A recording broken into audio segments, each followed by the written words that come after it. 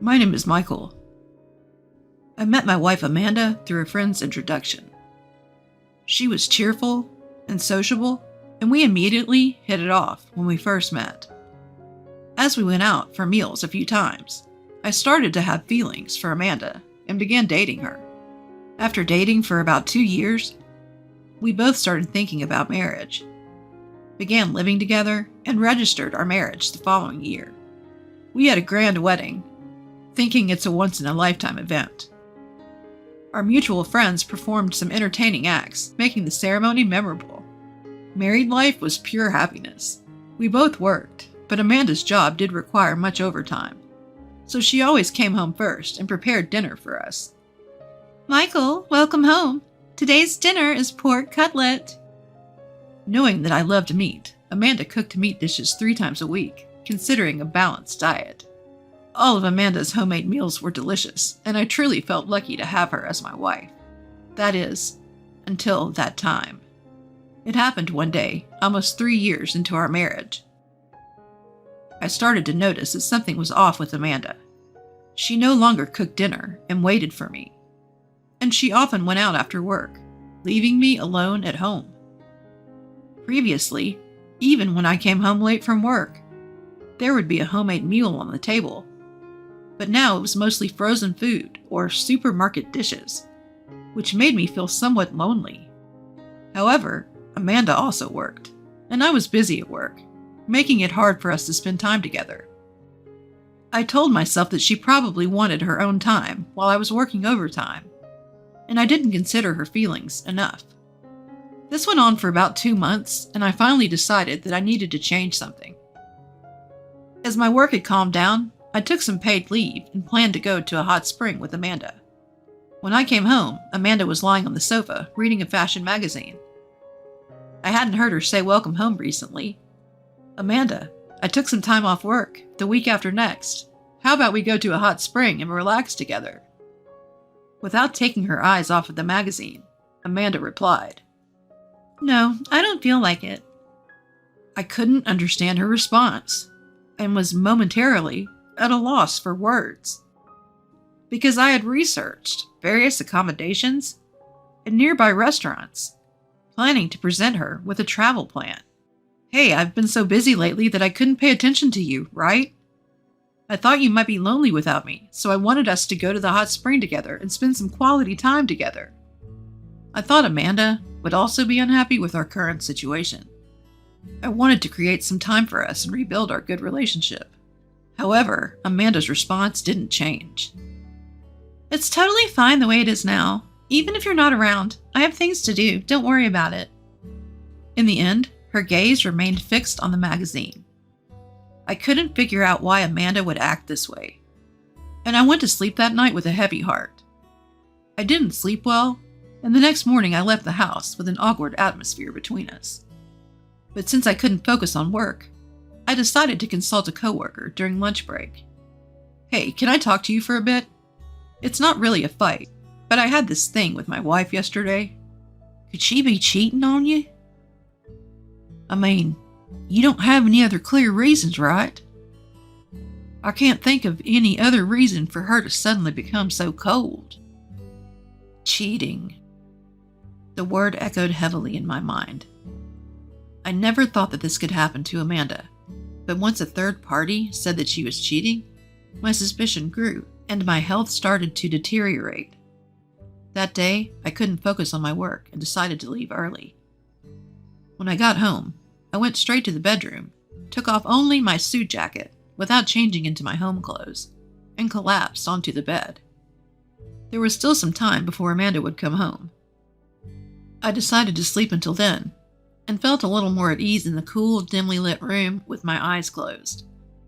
Because I hadn't slept well the night before, I quickly became drowsy and was almost half asleep when I heard the front door close, and the sound of a woman's laughter, and multiple people entering the house. I woke up and listened carefully to the noises. I could tell the voice was Amanda's. At first, I thought she had come home, but when I heard an unfamiliar male voice, my suspicion of her cheating grew. I could hear footsteps approaching the bedroom where I was. and my heart raced rapidly. No! Amanda said that while opening the bedroom door. She hadn't expected me to be there and looked surprised for a moment, but then spoke in a mocking tone. Oh, Michael, why are you here? I wasn't feeling well, so I left work early and went to bed. Weren't you supposed to be at work, Amanda? I took a paid day off and went out. Amanda said that without showing any concern for my health, and glanced at the tall man standing behind her with his arm around her shoulder. You went out. I wanted to tell the man not to touch my wife, but I felt nauseous and had a headache, so I could only say that weakly. Well, you already know, right? I'm cheating on you with this guy, and it's all your fault, so I won't apologize. Amanda stood defiantly, with her arms crossed, and said that to me. I couldn't believe she admitted to cheating so easily, and I was just confused. Stop making that face now. You've ignored me for so long. Scott treats me like a woman, and being with him heals my heart. He's sensitive to current trends since he's a company president, and he's always exciting and fun.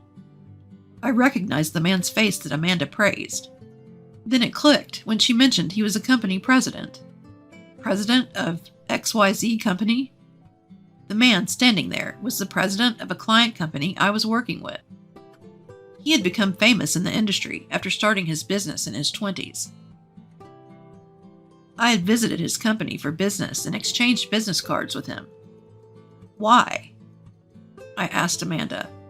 Like I said earlier, that's why, but I don't mind getting a divorce. Hearing the word divorce, I wanted to stop Amanda, but she tried to leave the room with Scott. Hey, are you okay with this? Just ending your marriage so easily? But Amanda said, it doesn't matter anymore, and tried to take him with her. Well, I'll make sure Amanda's happy, so don't worry. Scott flashed a refreshing smile at me and left the room with Amanda.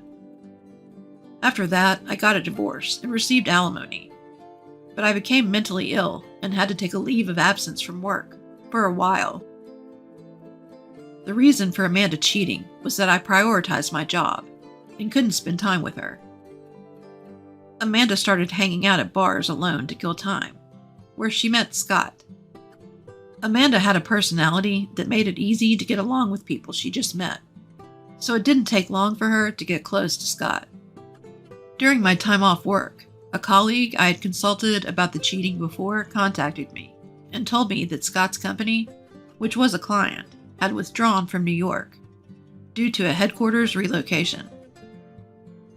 With this, even if I returned to work, there would be no chance of dealing with Scott's company, and I felt a little relieved. Several years passed since those hellish days, and I managed to recover mentally. By a twist of fate, I met a wonderful woman and decided to remarry. I had changed jobs and moved to a rural area, but it was a more comfortable town, with abundant nature compared to the city. My married life was going well, and I was living a peaceful life. But I ended up getting involved in another incident. On a day off, I was out alone, and a police officer called my name and stopped me. Of course, I had no idea I had done anything wrong, but I had a bad feeling, so I decided to go to the police station. When I arrived at the police station and was taken to a room, there was my ex-wife, Amanda, waiting for me.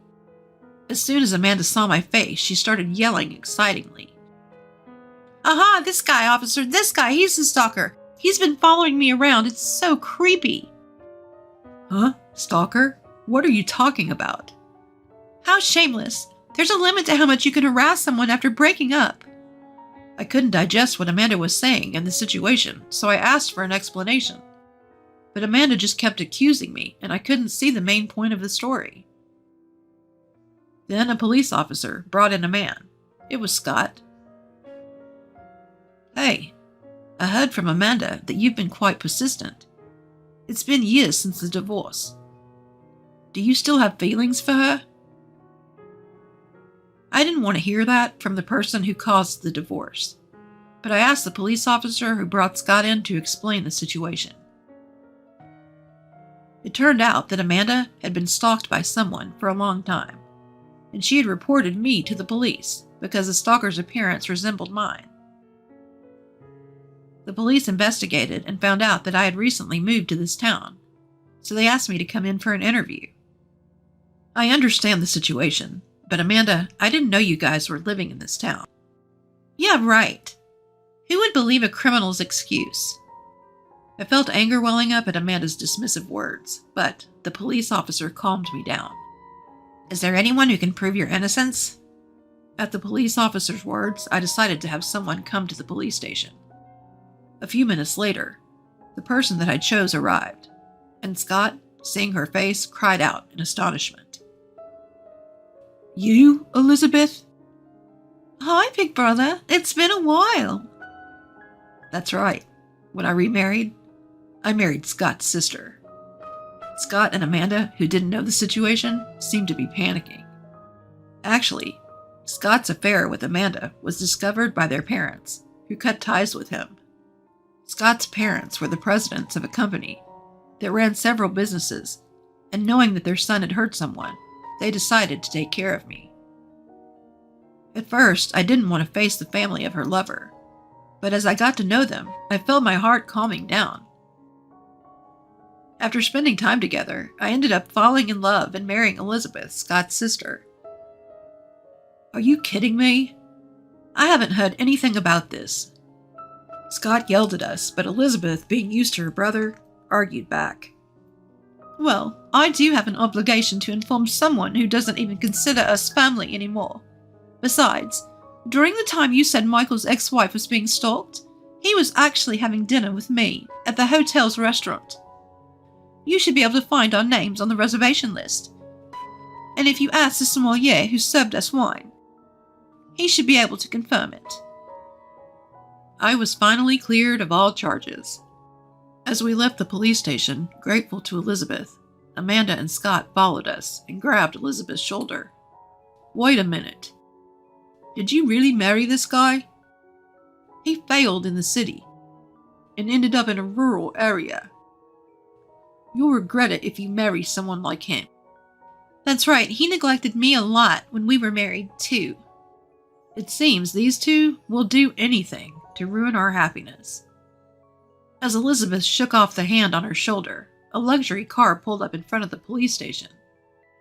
Seeing the person who got out of the car, Scott exclaimed, Oh, Dad? Scott's father glared at his surprised son and said, I have no reason to be called Dad by you.